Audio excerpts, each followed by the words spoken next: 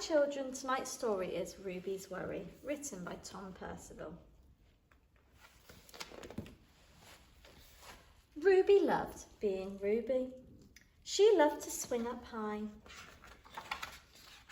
And she loved to explore wild, faraway places. Sometimes she even went all the way to the very bottom of the garden. Ruby was perfectly happy until one day.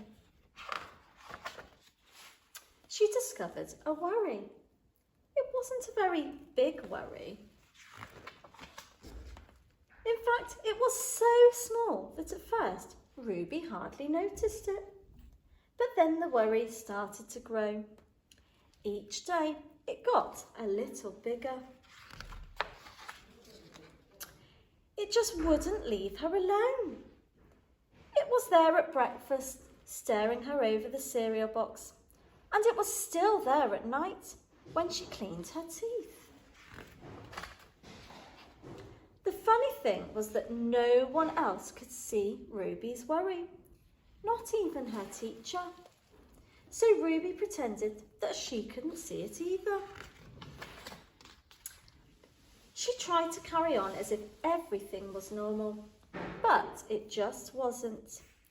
The worry was always there, stopping her from doing the things that she loved. Ruby wondered if the worry would ever go away. What if it didn't?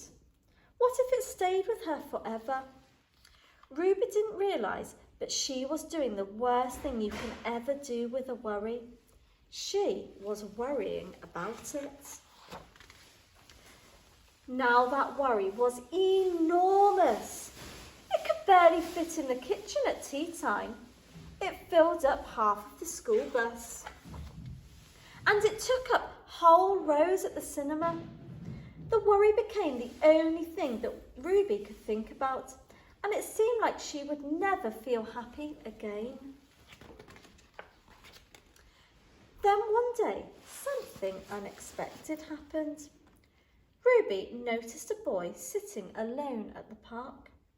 He looked how she felt, sad. And then she noticed something else, something hovering next to him. Could it be a worry? It was. Ruby realised that she wasn't the only person with a worry after all. Other people had them too.